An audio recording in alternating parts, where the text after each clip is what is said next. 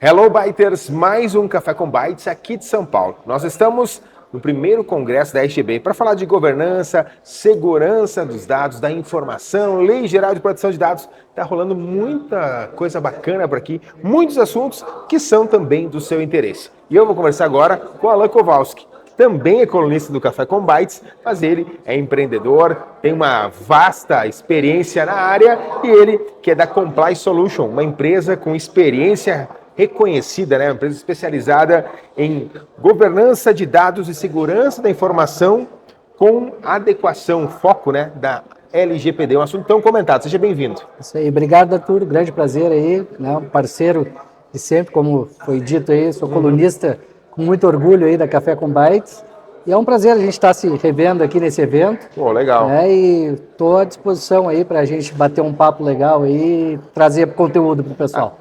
Um assunto muito pertinente, a gente fala muito de diversos fatores, né? Lei Geral de Proteção de Dados, cada vez mais, né? Nós temos aqui o ministro falando da NPD também, que teremos mudanças, como é que vai ser toda essa regulamentação e tudo mais, mas eu preciso entender um pouco o que é a Comply.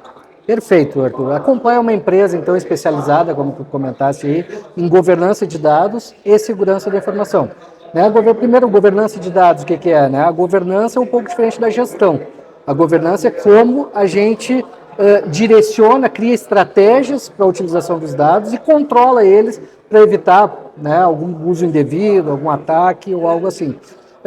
A Comply, então, é uma empresa que ela existe desde 2020, início de 2020, onde a gente trabalha principalmente com essa adequação LGPD, auxiliando as empresas a fazer essa adequação e trabalhamos também com a segurança da informação. Então, são dois principais pilares.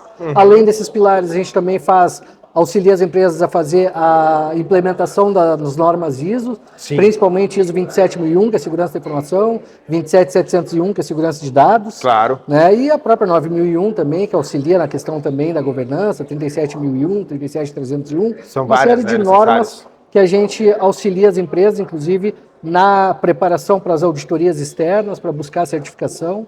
Então, a gente trabalha em várias frentes aí, auxiliando as empresas a melhorar suas estruturas. Quanto tempo de atuação já da Comply?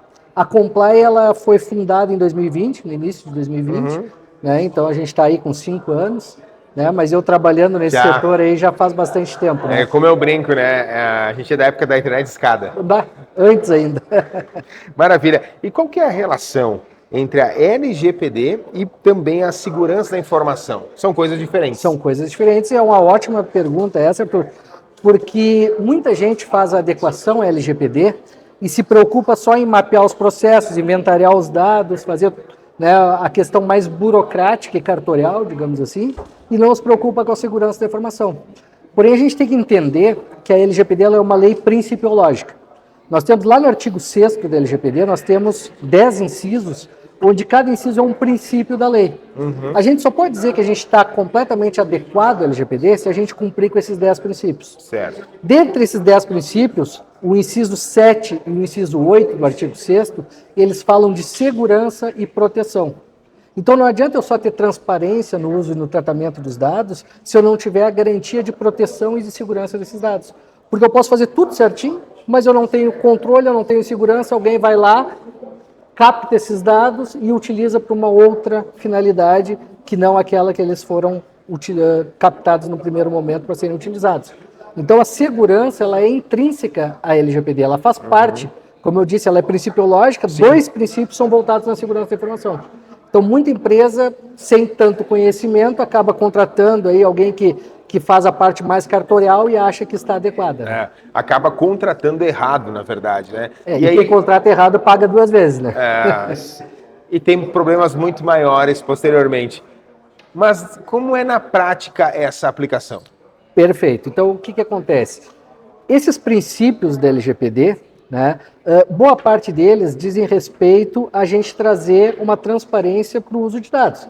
Então, sempre que eu coleto um dado, eu tenho que dizer qual é a finalidade de uso dessa coleta de dados, né, ou desse tratamento, né, qual é a necessidade, quais são os dados que realmente são necessários para isso, né, como é que eu vou garantir que esses dados têm qualidade, têm as informações, né? Como é que eu consigo garantir transparência, que eu consigo garantir a não discriminação no uso desses dados. Então, uma série de ações que a gente tem que fazer, desde o mapeamento dos fluxos de dados dentro dos processos, né, esse inventário com todas as informações que eu falei agora, e a implementação da segurança da informação, onde a gente implementa várias técnicas, tanto administrativas quanto tecnológicas, para garantir que os dados vão ser bem tratados e vão ser garantidos a sua segurança.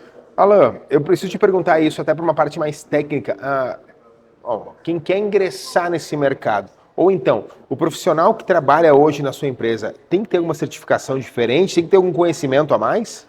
Ótima pergunta também, Arthur, por causa do seguinte, a grande maioria do pessoal que trabalha lá comigo na empresa, que está desde o início lá na empresa, eles entraram sem conhecer e foram treinados, capacitados lá dentro, né? Mas, obviamente, depois deles conhecerem, deles entenderem todos os processos, então a gente começou a prover certificações para eles. Então, nós temos certificações de DPO, que são muito interessantes, né? Temos certificação da ISO, das normas ISO, então todos os meus profissionais lá são certificados nas normas ISO, são certificados como DPO. Então, a nossa lei LGPD, ela não exige nenhum tipo de certificação.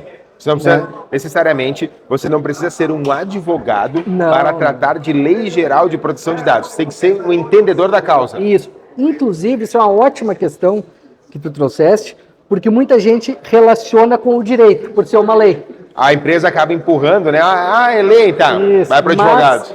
Mas eu acho interessante, e essa tua provocação é interessante, porque assim, se a gente for imaginar outras atividades, eu não sei porque que a LGPD ela veio muito para esse lado do direito. Certo. Se for imaginar outras atividades, você vai pensar, por exemplo, o RH. Tá? O RH é todo baseado em leis. Tu tem a CLT, mas tu já viu algum advogado ser gestor de RH? Não tem. Não tem. A LGPD é a mesma coisa, ela é uma lei, mas eu diria que desta lei, vamos botar que 30% são questões jurídicas, que é a revisão de contratos, que é uma questão ali também de pareceres jurídicos, de algumas questões, mas boa parte, eu diria que mais ou menos uns 40% é governança, porque os riscos, gestão de riscos, controles é muito importante na implementação dessa lei, né? E vamos botar aí uns outros 20% mais ou menos é a parte de tecnologia, porque então eu diria assim, tecnologia e jurídico são controles para mitigar riscos identificados na LGPD. Mas o principal é a governança. Sim. Alguém que conheça de governança é um bom profissional para assumir um projeto de adequação à LGPD.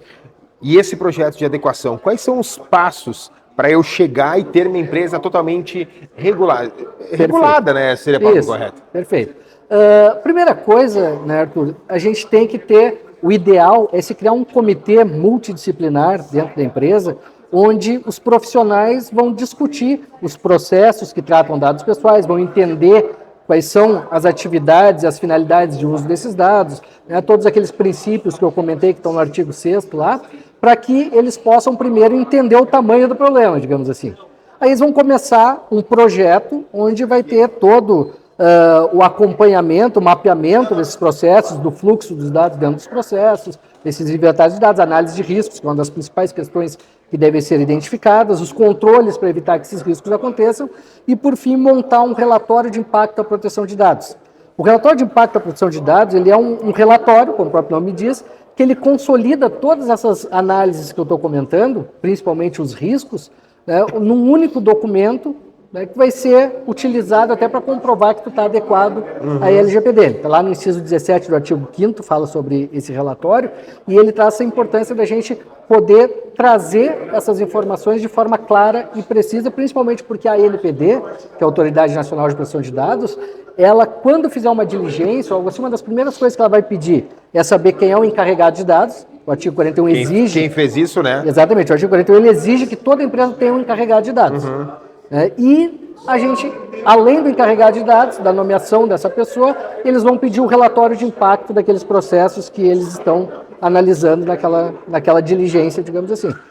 Então, esse trabalho, só que eu sempre indico, e não é querer puxar a brasa para o meu assado, mas é que tenha um auxílio profissional. Por mais que a gente precisa que a empresa esteja no projeto, e eles que conhecem o que está sendo feito, mas esse trabalho ele é muito técnico.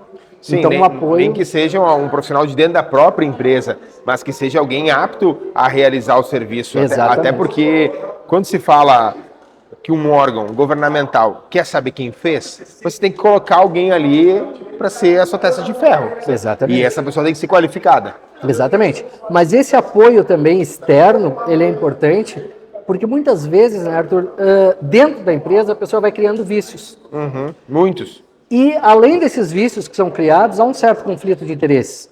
Porque muitas vezes tu pega alguém lá que está muito focado na questão comercial, ele vai pensar o seguinte, mas se eu barrar o uso desses dados, eu posso ter algum tipo de problema aqui e tal, então Sim. eu vou meio que Vou segurar, botar pra debaixo do tapete e não vou fazer da forma correta. Isso pode trazer um impacto muito grande. Ou então daqui a pouco ele achar que o problema nem é tão esse, não é tão grande, Exato, né? E é um exato. problema. E aí, vamos lá, falando sobre segurança.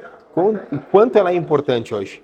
Segurança de É dados. extremamente importante porque a grande maioria das situações que a gente tem aí de incidentes de dados pessoais, ele vem de um incidente de segurança. Certo. Então, para te ter uma ideia, em torno de quase 70% dos ataques, eles acontecem por ataques de phishing. O que é o phishing? Aquele e-mail, aquela mensagem que tu recebe com um linkzinho. Tu recebe inúmeras por dia. Inúmeras por dia. Inúmeras matérias. Isso, e aí tu clica naquele linkzinho, ele roda um software malicioso na máquina e pode, né, tanto ter acesso à máquina quanto ter acesso aos dados que estão naquela máquina. Né? Isso aí a gente resolve, muitas vezes, até com ações administrativas que não têm custo. Né? Treinamentos, políticas, procedimentos que vão melhorar. Claro que nós temos uma série de controles também técnicos, que são mais eficientes ainda, claro que mais caros também, Lógico. mas que também a gente tem que ter os dois juntos, tanto administrativos quanto técnicos, para conseguir cercar todas as situações. Né? Até próprias orientações, né, e alguns banimentos de algumas páginas Isso. no próprio computador da empresa já ajuda a reduzir. Não vai deixar de existir, né? O phishing ele é muito gigante. Mas eu poderia dizer assim, a IA hoje, o quão a IA está ajudando. Mas eu vou um pouco mais longe. Porque a IA ela é um dos componentes da tecnologia. Exato. Mas é o quanto a tecnologia está ajudando nessa questão da segurança, da governança e, ao mesmo tempo, o quão ela está ajudando quem quer invadir esses sistemas, na sua opinião. É uma ótima questão essa, Arthur, porque a IA, ao mesmo tempo que ela está ajudando, ela está também prejudicando.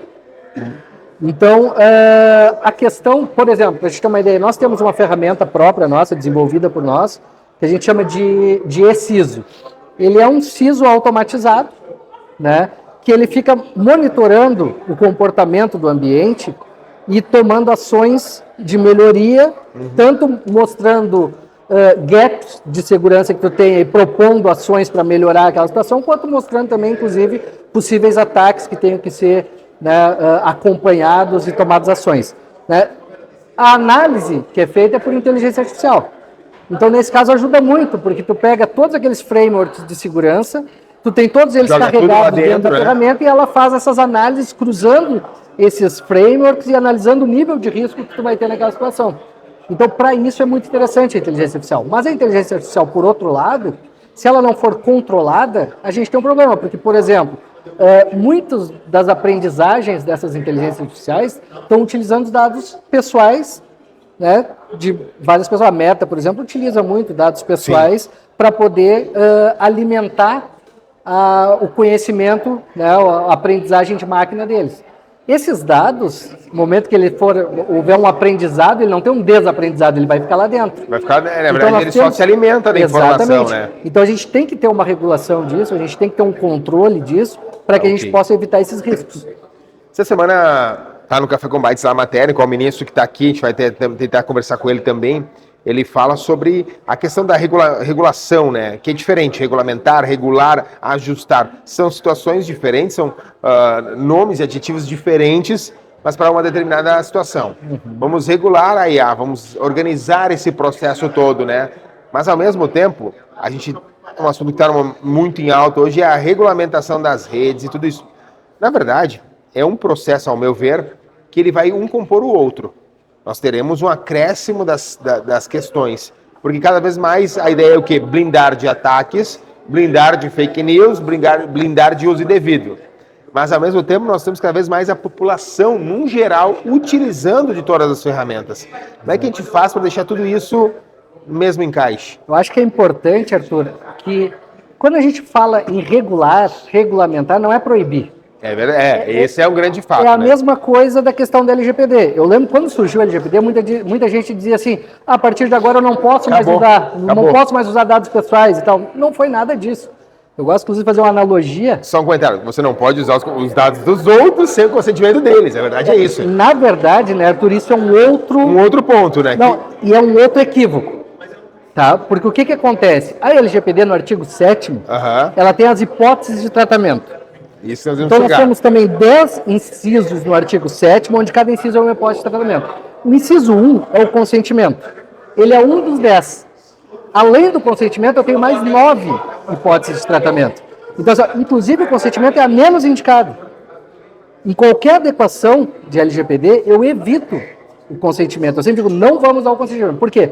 Porque, primeiro, o consentimento, ele operacionalmente, ele é muito trabalhoso, porque tu tem que armazenar aquele consentimento para poder usar como prova. Tá cadastrando a prova da pessoa. Exato. E segundo, que ele é a única hipótese de tratamento que aceita a exclusão dos dados em função daquele consentimento.